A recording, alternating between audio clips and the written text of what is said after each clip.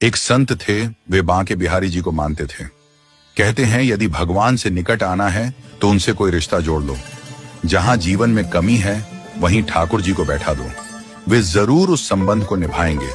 इसी तरह संत भी ठाकुर जी को अपना शिष्य मानते थे और शिष्य पुत्र के समान होता है, इसलिए राधा रानी को पुत्र वधू के रूप में देखते थे। उनका नियम था रोज मंदिर जाते और अपनी पहनी माला भगवान को पहनाते थे।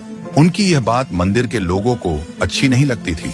उन्होंने पुजारी से कहा, ये बाबा रोज मंदिर आते हैं और भगवान को अपनी उतारी हुई माला पहनाते हैं। उन्होंने पुजारी जी से कहा कि वे बाबा से इस बात का विरोध करें।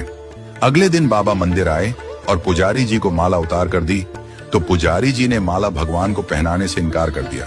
साथ ही कहा कि यदि आपको माला पहनानी है तो बाजार से नई माला लेकर आएं, ये पहनी हुई माला ठाकुर जी को नहीं पहनाएंगे। वे बाजार गए और नई माला लेकर आए। आज बाबा मन में बड़े उदास थे। अब जैसे ही पुजारी जी ने वह नई माला ठाकुर जी को पहनाई, तुरंत वह माला टूट कर नीचे गिर गई। उन्होंने फिर जोड़कर पहनाई, माला फिर टूट कर गिर पड़ी। ऐसा 3-4 बार किया, पर भगवान ने वह माला स्वीकार नहीं की। तब पुजारी जी समझ गए कि उनसे बड़ा अपराध हो गया है और पुजारी जी ने बाबा से क्षमा मांगी। बाबा राधा रानी को बहू मानते थे, इसलिए जब भी मंदिर जाते पुजारी जी राधा रानी के विग्रह के आगे पर्दा कर देते थे। भाव ये होता था कि बहू ससुर के सामने सीधे कैसे आए, और बाबा केवल बिहारी जी के ही दर्शन करते थे।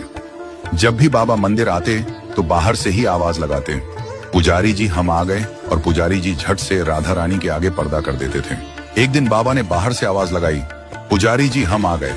उस समय पुजारी जी किसी दूसरे काम में लगे हुए थे, उन्होंने सुना नहीं। तब राधा रानी ने तुरंत अपने विग्रह से बाहर आई और अपने आगे पर्दा कर दिया। जब बाबा मंदिर में आए तो यह देखकर पुजारी जी को बड़ा आश्चर्य हुआ कि राधा रानी के विग्रह का पर्दा तो लगा है। पुजारी बोले, बाबा आज आपने आवाज तो लगाई ही नहीं।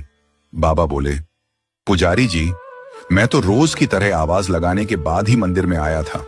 यह सुनकर पुजारी जी और बाबा समझ गए कि राधा रानी ने स्वयं अपने विग्रह के आगे पर्दा किया था। आज से हम मंदिर में प्रवेश ही नहीं करेंगे। अब बाबा रोज मंदिर के सामने से निकलते और बाहर से ही आशीर्वाद देकर चले जाते।